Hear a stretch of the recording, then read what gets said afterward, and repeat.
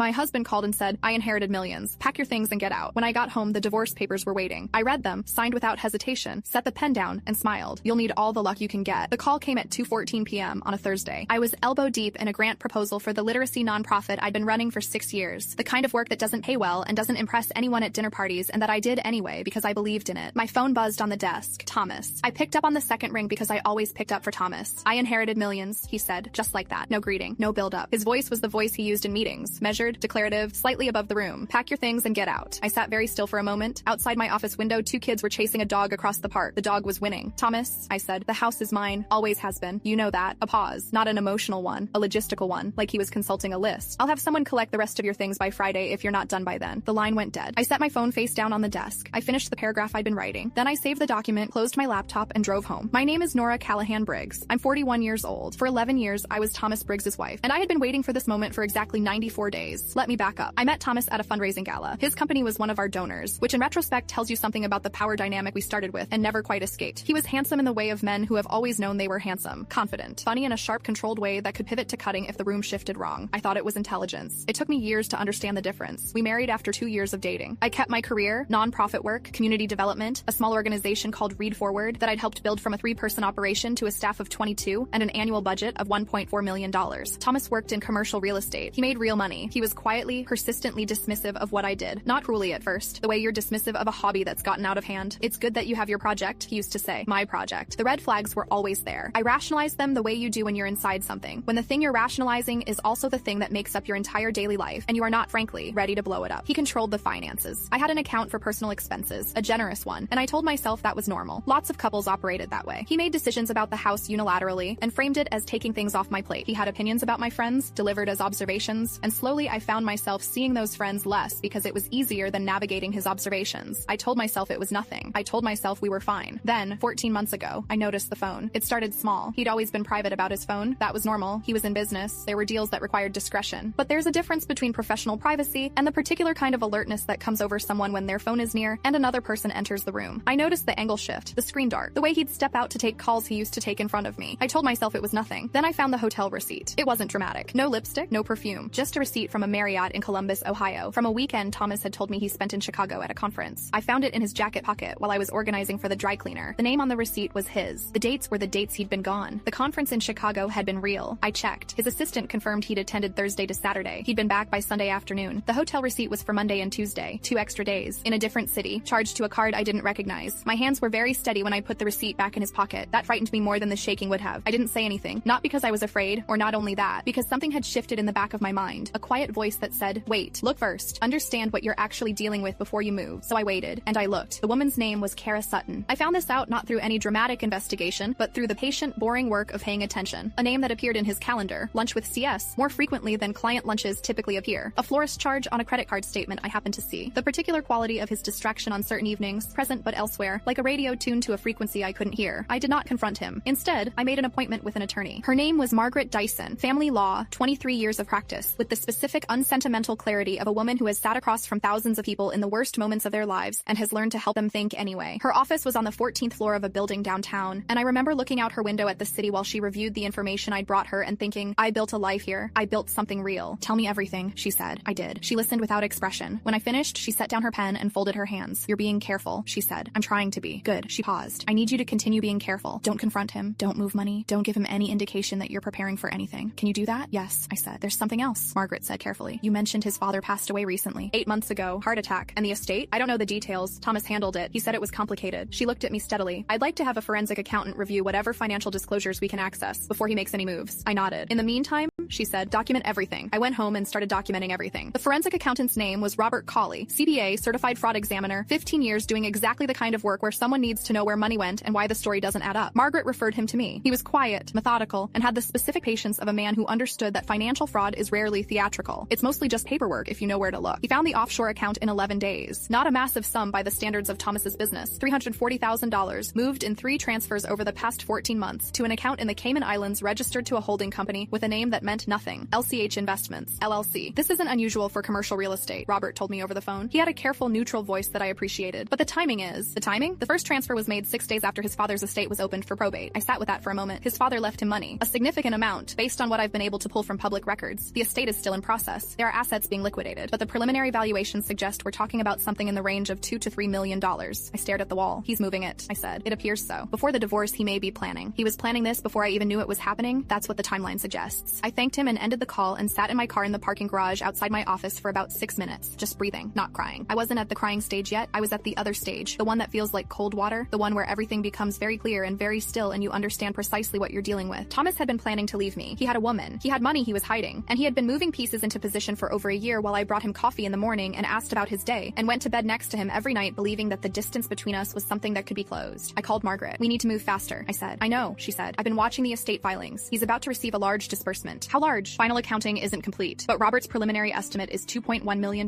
net of taxes. I almost laughed. I pressed my lips together instead. He's going to use the inheritance as the exit, I said. He gets the money, he's financially independent, and then he pulls the trigger. That's my read as well. What do we do? Margaret was quiet for a moment. We let him. She explained it to me over the next 30 minutes. In the state we lived in, marital assets were subject to equitable distribution. The key word was marital. Assets acquired before the marriage or received as inheritance were generally considered separate property. If Thomas received his inheritance cleanly as his own separate asset, I had no claim to it. Unless the inheritance had been anticipated partially during the marriage, in which case some portions might be considered marital. Unless assets had been commingled. Unless he had transferred marital funds to offshore accounts in anticipation of divorce, which is called dissipation and is very much the kind of thing courts take seriously. He's been moving money, I said. Exactly. And if we can document the dissipation of marital assets, which Robert has already largely done, the court has a basis to compensate you from other marital property. The house, his business interest, 12 years of marital contributions. I thought about the word contributions. 11 years of hosting his clients for dinners I cooked, of adjusting my schedule around his travel, of turning down a position with a national nonprofit organization 3 years ago because the role required relocation and Thomas didn't want to move. My project. There's something else, Margaret said. I spoke with a colleague who specializes in financial fraud, Diane Voss. She's done expert testimony in 3 divorce cases involving hidden assets. I'd like her to review Robert's findings before we go to mediation. Yes, I said. Whatever you need. Nora, she paused. This is going to be uncomfortable. He's going to be angry. He's going to feel ambushed. Good, I said. She was quiet for a beat. Then, with something that might have been the beginning of a smile in her voice. Yes, I suppose that's the point. The call came 94 days after I first walked into Margaret's office. 2:14 p.m. on a Thursday. I inherited millions. Pack your things and get out. I drove home. The divorce papers were on the kitchen table, neatly stacked, tabbed in 3 colors, with small adhesive arrows pointing to the signature lines. His lawyer had done meticulous work. I appreciated the craftsmanship even as I understood what it meant. Thomas was not home. He'd done this by phone, which told me everything I needed to know about how he expected this to go. He expected it to be easy. He expected me to be the woman he'd spent 11 years making smaller, the woman with her project and her generous personal account and her quiet adjustments. I sat down at the kitchen table. I read every page, all 43 of them. I made notes in the margins. Margaret had prepared me for what to look for. Then I picked up the pen. I signed every page, every line. I set the pen down. I looked at the stack of papers. Then I texted Margaret. He served me. I've signed. See you at mediation. Her response came 30 seconds later. Good. Robert and Diane will be ready. See you Tuesday. I got up. I made myself a cup of tea. I sat at the kitchen counter. My kitchen counter, the one I'd picked out and installed and refinished twice, and I drank it slowly. When Thomas came home at 6:40, I was reading on the couch. He stopped when he saw me. I expected you to be gone, he said. I'm leaving tomorrow. I turned a page. I wanted to make sure I had everything. He looked at the signed papers on the table. Something shifted in his face. Not relief, exactly. The relaxation of someone who expected a fight and has just discovered they're not getting one. Nora, he said in a different voice. The voice from before, the warm one.